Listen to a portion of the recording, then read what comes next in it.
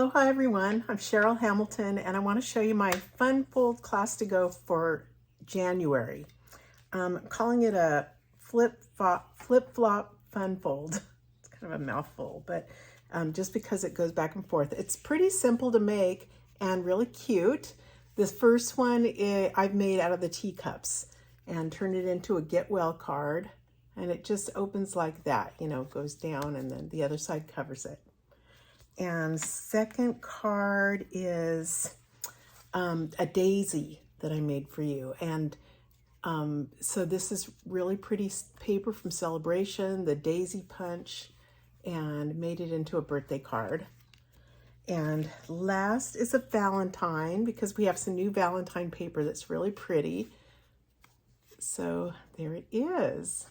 Okay, so I hope that you guys will join me in this and purchase a Fun Fold class to go for, you can get the whole kit for $20, $25 if I send it to you, and $20 if you live on Maui, or else you can just get a PDF and just look at the video and stuff and make them for $10. Okay, thanks so much. Have a great day. Aloha.